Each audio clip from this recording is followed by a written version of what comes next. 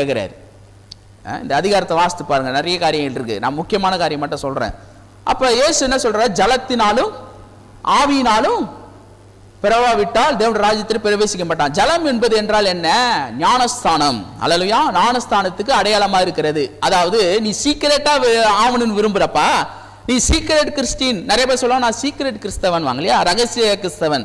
அதாவது வீட்டு யாருக்கும் தெரியாது, நான் இயேசுவை பின்பற்றுறேன், ஆனா எங்க வீட்டுல யாருக்கும் தெரியாது, அவங்களுக்கு தெரியாது, இவங்களுக்கு தெரியாது, ஊருக்கு தெரியாது, இவங்களுக்கு தெரியாது, நான் சீக்கிரட்டா நம்புறேன், அவர் விசுவாசிக்கிறேன். அப்படி கிடையாது. சீக்கிரட் கிறிஸ்தவன் யாரும் இல்லை. அது வார்த்தையே இது. அது சீக்கிரட் கிறிஸ்டின். ஆண்டவரை வெளியரங்கமா அறிக்கை செய்ய வேண்டும். அல்லேலூயா. இயேசு என் ஆண்டவர், அவர் இரட்சகர், அவர் என் பாவத்துக்காக மரித்து என் அக்கிரமத்துக்காக மரித்தார், அவருடைய தழும்பினால் குணமானேன் சுகமானேன் என்று நான் இருதயத்தில் என்ன பண்ணணும்? விசுவாசிக்க வேண்டும், வெளியரங்கமான அறிக்கை செய்யணும். அப்ப ஞானஸ்தானம் என்பது ஒரு அடையாளம்.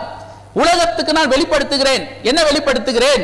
நான் இந்த உலகத்தை வாழ்ந்திருந்தாலும் நான் உலகத்துக்குரியவன் அல்ல, நான் கிறிஸ்துவுக்குள்ள பிறந்து ஒரு புதிய சிருஷ்டியா மாறுகிறேன், நான் வேறு பிரிக்கப்பட்டவனா இருக்கிறேன். எல்லாம் சொல்ல, வேறு பிரிக்கப்பட்டவனா இருக்கிறேன்.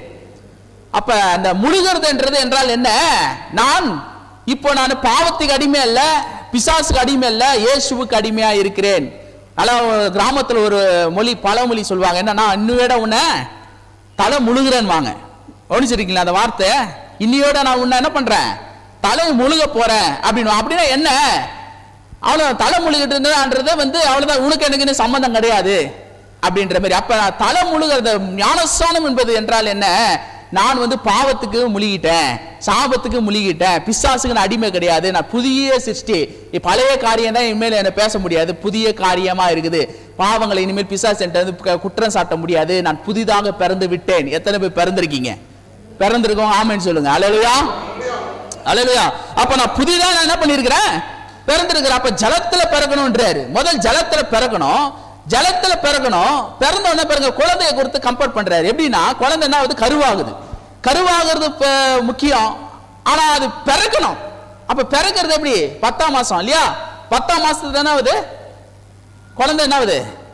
பிறகுது. அப்ப நீ வந்தா போதாது, கருவாவனால் போவாது, வளர வேண்டும். வளர்ற மாத்திரமல்ல, பிறக்க வேண்டும், வெளிப்படுத்த வேண்டும். அப்ப அது பிறக்கிறதுன்றது ஒரு மிகப்பெரிய ஒரு காரியம். அப்ப பிறக்கிறதுன்றது நீங்கள் கிறிஸ்துவுக்குள்ள இருக்கிறீங்கன்றதை எப்படி மற்றவர்கள் பார்க்க வேண்டும் என்றால், உங்களுடைய சுபாவம், உங்களுடைய காரியம், நீங்க பண்ணுகிற நடத்தை, அது எல்லாமே கிறிஸ்துவை பிரதிபலிக்கிறவரா இருக்க வேண்டும். உங்க சாயல் போய் கிறிஸ்துவின் சாயல் உங்களுக்குள்ள வர வேண்டும்.